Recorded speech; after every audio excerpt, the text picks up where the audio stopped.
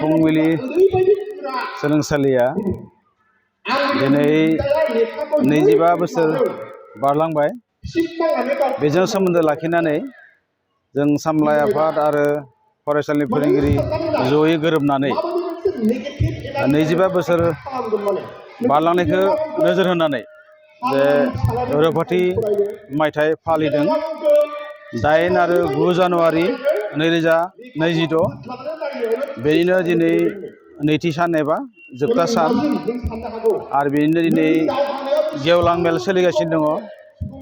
दा बेयाव जोङो मेल बेखेवगिरि महरै आलासि लिंहरदोंमोन जोंनि तामुलपुर समस्तिनि मानगोनां एमएलए मुस्रि जलेन दैमारि।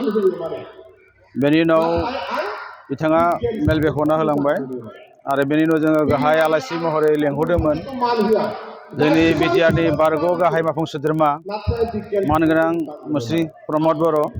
बिथाङाबो जोंजों नुजाथि फैनानै गावनि बिबुंथि होलांबाय। बिथाङा गावनि बिबुंथिनि गेजेरजों जे फरायसाफोरखौ बर' बिजोंनि गेजेरजोंबो गुन गोनां सोलोंथाइ लानो हायो बेबायदि गुवार बाथ्रा बुंलांबाय।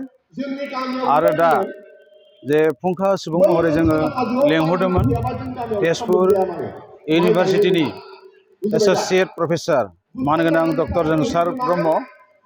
बिथाङा फुंखा सुबुं महरै जोंनि लिंहरनाय लेखा नुजाथिनो हादों आरो दा बिथाङा गावनि बेसेन गोसा बिबुंथि होगासिनो दङ। जिहेतु बे फरायसालिनि जिहेतु माबायदि फिथाइ मोनलांबाय थादों बर' बिजों फरायनानै बा मेट्रिक आनजादाव माबायदि फिथाइ मोनलांबाय? दा बे फरायसालिनि फिथाइ होनना बुंबा जोबोर गोजोनथाव। बे फरायसालिया 2011 मायथाइयाव गिबियै मेट्रिक आनजादाव मेट्रिक आनजाद होदोंमोन आरो बेनिनो गासैबो फरायसाफोरा उथ्रिसार जानो हादोंमोन। बे समाव 9 जन फरायसाया मेट्रिक आनजाद होदोंमोन आरो बे फार्स्ट बेचनि फरायसाफोरा दिनै सासेया जे इस्टार्न कार्बि आंलं कलेजाव फिजिक्स डिपार्टमेन्टआव एसिस्टेन्ट प्रफेसार महरै खामानि मावगासिनो दङ आरो मुङा जाबाय हिरेन स्वर्गियारि।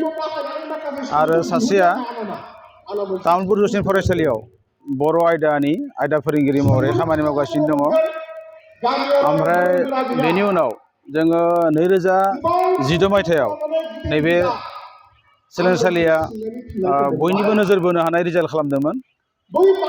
बेनो जाहैबाय दुलाराय बर' फरायसा आफादा कमल कुमार देरहासार बान्था जि सायख'यो बेनि सेथि मासि आवग्रिनो हादोंमोन जेस्मिन बर' होननाय फरायसुलिया। दा बिथाङा इक'नमिक्सआव MA खालामनानै BEd खालामगासिनो दङ।